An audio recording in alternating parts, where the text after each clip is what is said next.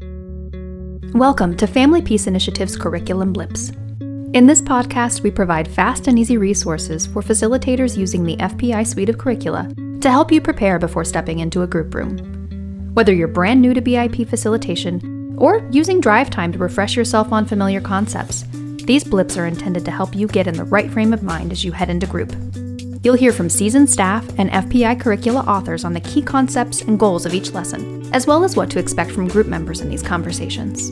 In this episode, we're continuing Section 4. Steve Halley, co-founder and co-director of the Family Peace Initiative, walks us through Session 2 on emotional abuse. Let's hear from Steve.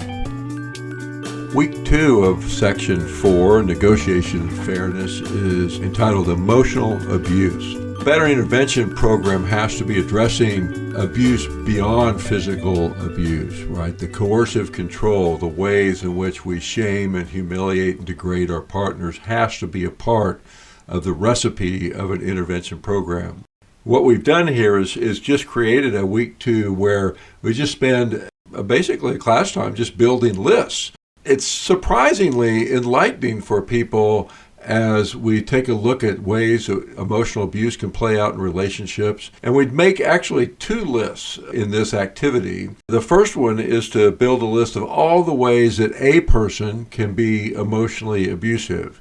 So we're not asking them all the ways that they have been, but how can people be emotionally abusive?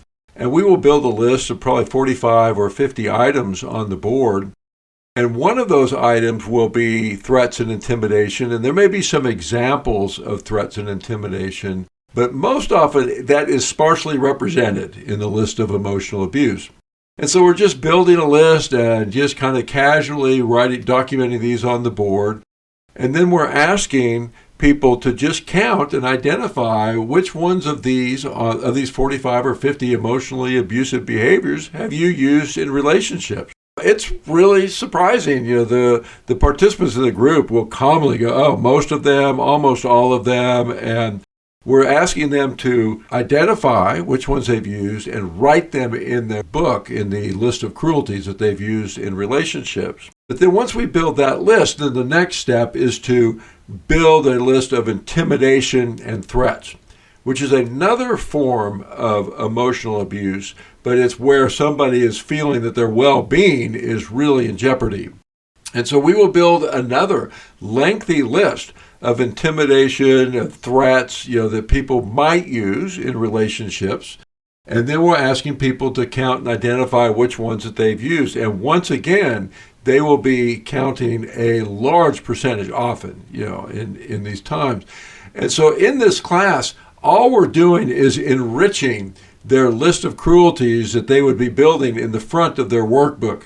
Right? We have this list of cruelties in the front that has different ways that people are abusive and cruel, broken into categories. And now we're just talking about emotional abuse and intimidation and threats. And we want people to have a lengthy list as they start looking at the ways that this is used in their relationships.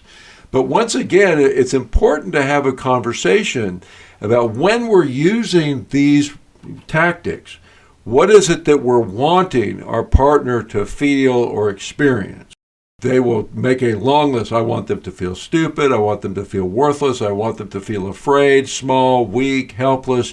We make a list of what we're trying to make our partner feel. And once again, we can show that while we're using emotionally abusive behaviors, beyond just negotiating fairness, right, of getting our way, which we talked about the week before, but now, the ways we're emotionally abusive, the way we threaten and intimidate, how are we using that and how are we giving our shadow message away to our partners every time we resort to these kind of behaviors? If you have time at the end of the class, it's great to do a process log. This is a great place for a group process log that can be done fairly quickly and be able to show that if I didn't believe my shadow message, right, if I believed my golden shadow message that I was special, worthwhile, deserving, valuable, good enough, right, what would I be doing instead? And what kind of message would I be giving my partner instead of handing off my shadow message to them? And so it's a fairly simple class, and just by list building and keeping the room activated and building a list, you can accomplish a great deal in a very short amount of time as you're trying to illustrate how our shadow message gets handed off in a variety of different behaviors and what would be different if we were living out of our golden shadow message. Next week, we'll talk about the conflict tree, which is a really remarkable tool. I call it paint by numbers. And so if you can paint by numbers, you can do a conflict tree.